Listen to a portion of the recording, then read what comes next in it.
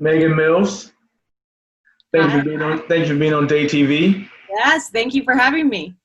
And we got some exciting things going on. So before we get into that, I want you to tell the community about you. Tell about where you're from, the high school, and how all that came about that you finally here in the Charleston area. Yeah, okay. It's kind of been a wild ride. I'm actually from Ohio originally. We moved down to South Carolina when I was in 8th grade. I am from a small island called Defusky Island. Okay. We actually had to take a boat everywhere. There's actually no bridge on that island, which makes it Wow.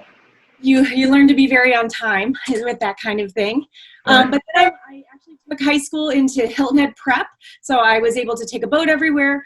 I was active. I played basketball and volleyball when I was there, and then I came up for college. So I came to the College of Charleston, loved the city, have been up here a bunch, and that's kind of how I got here. So I've been here for 14 years. I am a College of Charleston alumni. I was a communications major, so kept it pretty broad.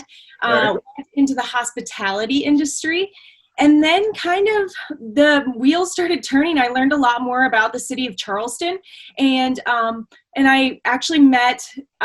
We bought our house on Poplar Street, and I heard about this project called the Lowline, and I just wanted to be a part of it. So we helped with a few events that they had. I'm in the event planning kind of industry, so Right.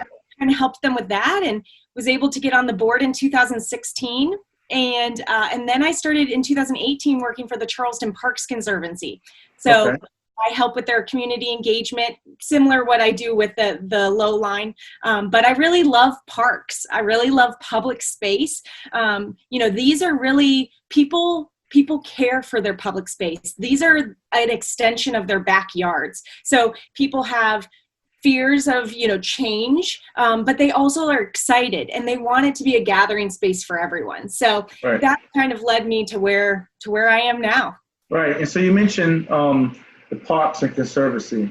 Tell us a little bit about that and what are their efforts and what do they do in comparison to the city of Charleston.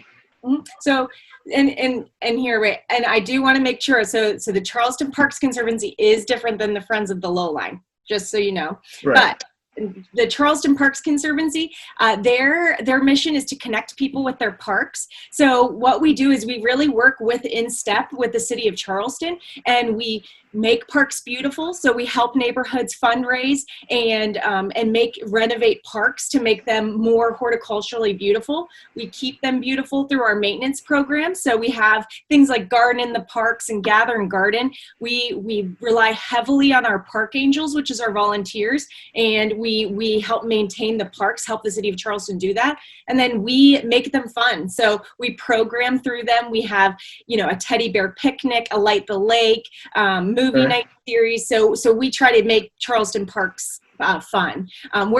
We're kind of a friend of the city. We are a nonprofit, but we work closely along with them.